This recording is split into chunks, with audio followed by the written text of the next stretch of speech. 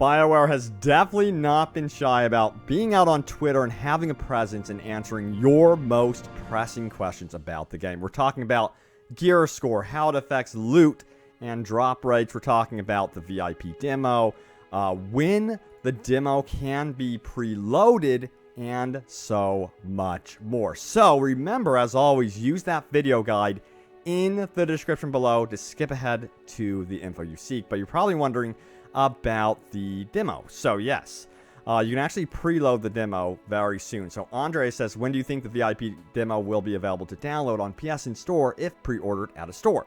So this is the answer. Michael Gamble confirms that is on the 23rd. And of course, he's from Bioware. So the preload for the VIP demo, if you have pre-ordered the game and stuff, is going to be on the 23rd. So mark that on your calendars. It's going to be better for you to have that preloaded, ready to go. So you're not sitting there wanting to play the game and then scratching your head going, dang it, why didn't I preload that? So also there's some more details here. So Carpo says this, thanks for responding, Mike. That's the truth. The problem is that the code you receive on your receipt for GameStop, etc. is a 16-digit EA code that you enter on an EA website and not a code you enter in the PSN or Xbox store to access the VIP demo. And Michael Gamble says, so yeah, here's how it's going to work. You redeem that code on the EA website. It entitled your account to early demo access. And number two, then on the 23rd, you download the demo. When it's up, you log into Anthem with the account from number one.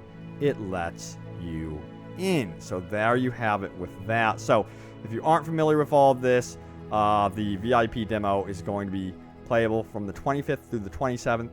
Pre-download it on the 23rd. And then, of course, the open demo, February 1st through the 3rd. So just keep that stuff in mind. Alright, so let's talk about some very important information about leveling and stuff like that. Also, this is a really good note by Robbins. He says this, if you pre-order digitally, you're automatically registered for the demo and just need to download the client when available. Only codes you'd get would be for EA Access friend codes. Hope this helps. So that's also something to keep in mind. Yeah, so for the VIP demo, you will be getting extra codes for your friends too. Alright, so for leveling, this was the question by Mr. Brutal Frosty, who says this, if power level is based on your gear score, and I'm at 40, if I reach, let's just say, 400 gear score, do I need to push to 450 gear score before I see an item drop at, say, level 41 power? That's such a good question. Rolling out those good questions there. And Ben Irving of Bioware says this, level of gear drops based on pilot level, not based on gear score. So your level in terms of, the drops is going to be really what's, determining what you receive. So the higher the level, the better the gear you are going to be getting. Now, next up, it says this, Contract Zero says, what if you're doing lower level content with a friend? Great question. So are you going to be receiving, low level rewards? The answer to this is they get loot for their level and you get loot for your level. It's rewarding for everyone. So there is that answer though. That's good to know. You don't want to be stuck with crap loot. So hopefully the loot in this game, which is going to be a lot of the lifeblood of this game, trying to get your gear score up, trying to get your level up, having the most impressive weapons in your arsenal. That's what this game's going to be about. And the loot cannot be weak as you keep going through the game.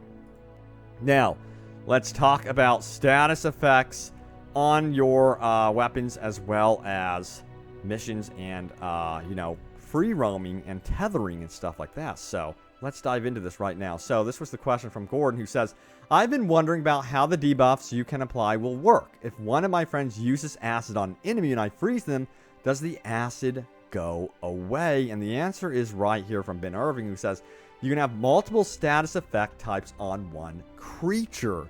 So there is that answer. So just keep piling on those status effects and doing that damage. So it basically stacks. Now Joshua says this, does that mean if there's acid and ice on enemy and I combo with the interceptor, I will have both the acid and ice aurora? Now remember, when you are playing with the interceptor, you can kind of carry the status effects with you, if you would. Now, Ben Irving does say this. No, you get the last applied effect. So you can't grab multiple status effects with the interceptor, it looks like. So that, in that regard, it does not stack. It only stacks really on the enemy, it seems. All right, so next up, this was the question from Gordon. Are there certain enemies that are not able to be frozen and that are harder to freeze? Good question. So from my experience, I noticed that, there were higher tier enemies that were actually impossible to freeze. I was like, what's going on? And Ben Irving says this: yes, all the higher tier ones. So you can't really, completely freeze certain enemies. Of course, you can cause status effects and stuff like that, but some enemies just cannot be frozen. They're just too OP. Alright, so let's talk about mission and free roam tethering, shall we? So this was the answer here by Michael Gamble, who says this: missions have tethering fairly forgiving to make sure that folks stick together to the goals of the mission. Free play has no tethering. Now, furthermore, Ronald Patson replies saying this: be careful with any kind of tethering. I've personally never seen a game implement tethering without it ruining the experience. Freedom equals fun. Unnecessary restrictions equals nuisance. And the reply was from Michael Gamble, who basically says missions have got to flow. So basically, they're going to have it where free roam, you really want to be able to explore on your own and, have your friends have no tethering. They can do whatever they want, of course, and you guys can collect your loot and stuff like that. But with the missions, it makes sense that there's somewhat of a tether. I played this game, and I, didn't have a problem with the tether system at all in missions because they're more kind of linear, of course, in the open world. They're meant to be that way, to have a pace, to have a flow, and also you don't want people to get too ahead of you. So it's not really a nuisance in that regard, so just keep that one in mind. Now it's time to go over some more stuff, so let's do this. Okay, so here we go. Here are some top comments from you guys. Remember to leave a comment down below for a chance for it to end up in a video. So the first top comment comes from Belweevil Archlord 2 Stall, who says, I'm a PC player. I played the closed alpha part of this game. Was a small sample of the map, but it played really well. Should be a great playable game at launch. Now, the one thing that I've gotten from this game, from playing it, is, from my personal experience, it felt very polished. The controls, at least, especially with certain games that have released recently, like Fallout 76, that, never really looked polished, never felt polished from launch. So, this game is very different in that regard, and my personal opinion is that it's feeling very, very polished. And of course, they've said that there's things that they could change down the road, like the, weapons and stuff, because I think we all felt that they were kind of not powerful compared to the ability. So it seems like they're going to look into that. But yeah, overall, I agree with you on that assessment. So AJ Anderson says this: I'm waiting for a couple months. Been burned by EA too many times. I totally get where you are coming from.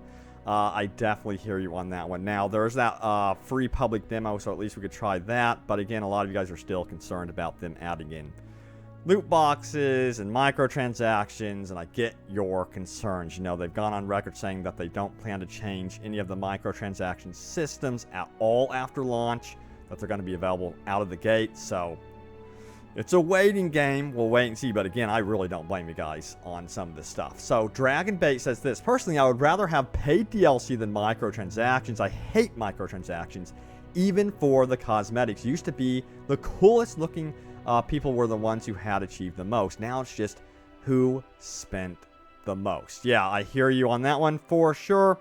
I mean, it's a big thing. I do wonder also about giving early access, like, Rainbow Six Siege. That's another thing they could do, and then eventually open up to everyone. So there is that option, but microtransactions, are just becoming more and more of a pain. And it's one way, in my opinion, I've noticed this, one way publishers, especially publishers, are trying to sneak in the mobile type, plan with microtransactions, trying to get people to spend like, oh, well, you spent $60, now you're spending $100, here's $200, Oops, now you're up to 300. That's what they're noticing with some of these mobile games, and I swear they're trying to say, oh, it's free DLC. Great excuse to slip in those mobile microtransactions, the mobile style microtransactions. But yeah, I'll keep an eye on it for you guys, and yeah, really stay tuned to this for you to see what happens. So hopefully they don't screw up the microtransactions on this game. Now, Sinister Hand says this is Bioware's last-ditch effort to make a comeback. If this game fails, they are screwed. They won't make the same mistakes others had. I have faith in Bioware. This is their comeback card. Let them play their hand. Give the game a chance. I hope you're right. You know, we'll see what happens. You know, that's my assessment anymore is wait and see what happens.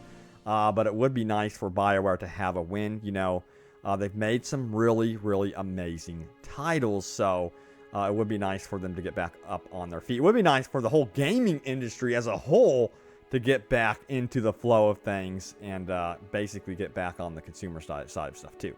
Alright, so also Universal Lotus says this, the gameplay looks very intriguing, and every channel on YouTube that I have skimmed through is speaking positive about the game, but I can't shake the feeling of EA waiting in the shadows for us to take the bait. I will wait some time and observe before I dive in. This is the sentiment I'm seeing a lot around my comment section on YouTube and elsewhere in the community. It's just wait and see what happens. Again, you know, I do get what you guys are saying. I remember being at the, you know, events for Battlefront 2, and everyone said this is going to be a winner.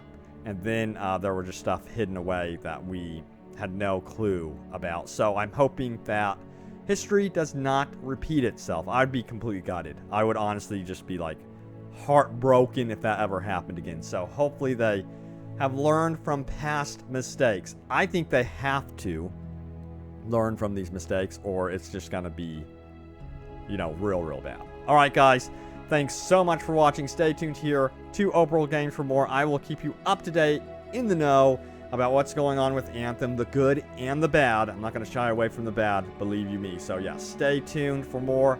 Thank you guys for all the love and support on the recent videos, and I hope you are doing good, and have a good one. Take care.